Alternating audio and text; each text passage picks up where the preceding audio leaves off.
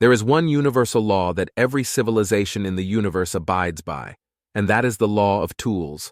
To create a civilization, you must have two things: appendages that can grab and use items and highly social society, a prerequisite to high intelligence. A species that can do something as simple as grabbing a rock and using it for some purpose has a massive advantage compared to other beings. On that foundation, a civilized society may come into existence, rise, thrive, and fall.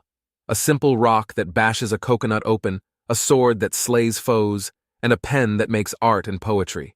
Without tools, civilization would never form. And despite its universality, it comes in different flavors, new takes and perspectives. When coming in contact with other civilizations, that perspective is shared, and both civilizations benefit from it. Humans are no different. They have their own perspective of how to use tools, their own flavor, and way of making those tools. But their biggest difference, the thing that makes them unique, is very simple. They are connected with their tools. There is a word in many human languages, and that word is transhumanism. It describes the act of melding man and machine, putting something synthetic in an otherwise organic being.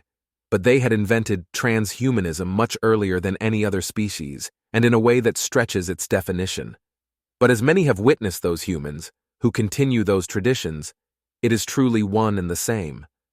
I have been witness to one of them, a human, no modifications of any sort, a pure biological human. One of the human diplomats recommended him for a demonstration of one of the many human cultures that litter the planet they call Earth, their homeworld. I remember the man, middle-aged by human standards, a master in his art. What that art was, I couldn't tell. He had no brushes, he had no pen and paper. We were outside. I remember the gentle breeze as the trees swayed. I was thankful that Earth was so much like my homeworld, that I did not need to be in a suit, that I can feel that breeze on my face, that I can connect with the nature of this planet, that I can truly experience this planet. The man came forth, kneeling down and uttering something in his language. It sounded like a prayer of sorts. Then he stood up and grabbed something on his hip. Then he stood there, breathing in and out deeply. He unsheathed a blade, shining bright despite the clouds above. Even from the distance, I could see the amount of craftsmanship invested in it. It was a marvelously made piece of ornament. But a weapon is a weapon, a tool for death and destruction. What art could be made through war? Stance, still like world on pause. I saw as he held onto the blade, absolutely still. He seemed to be focused on a certain point, yet I saw nothing of interest in front of him. He was focused on something, but it wasn't anything we could see. Was it something within him? Eased, cold breath of a wind pre-storm. I felt the wind become more violent. I could smell a change in the local atmosphere. There will be a storm of some kind. Will the performance be cut short? A shame. A firm grasp, he let the blade conform. I could see as the man took a deep breath that his stance became tenser. He became the sword, unsheathed, cut raw, meet the rage on the field of war. The rain began, and as it started pouring, the performance began in earnest.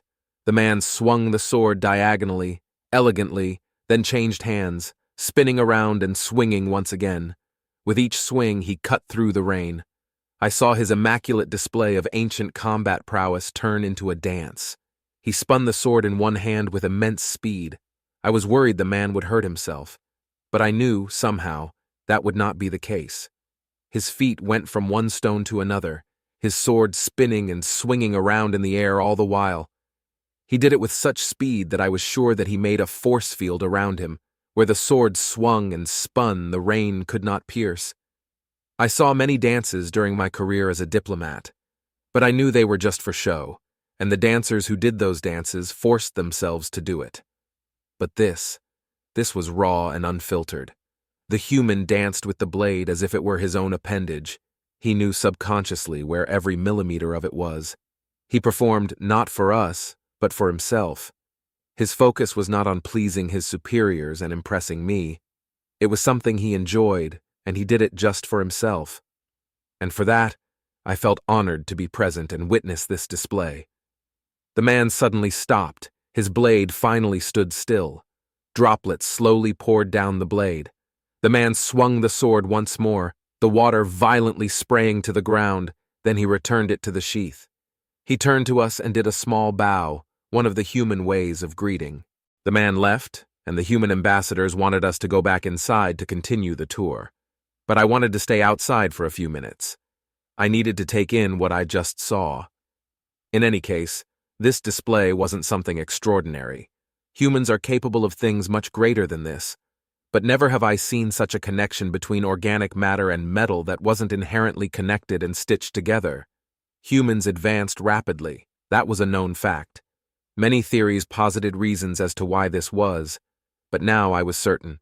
Humans, unlike other species, didn't see tools just as tools. Once skilled enough, the tools become them.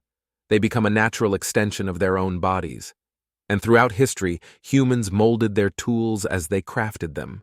Then the tools molded them. Becoming an expert in a certain field or a certain skill isn't a proper way of expressing what humans do. Expert or master is not giving it enough justice. Because what I witnessed that day on Earth was a simple display meant to impress and then to be quickly forgotten in light of much more important matters. That was a show of force that no technology or weapon of mass destruction could top. How can you beat a craftsman whose hammer is his hand? How could you beat a soldier whose manufactured weapon is as natural a weapon as that of a predator born with it? How can you beat an engineer whose creation is not just a drawing on paper or raw material turned into machine, but his own child, his kith and kin? What the majority failed to see was a simple fact that humans and their tools had a connection that was unbreakable. A connection between creator and creation akin to a parent and child, a connection akin to brain and limb. Creator and creation became one and the same. Creator and creation became one.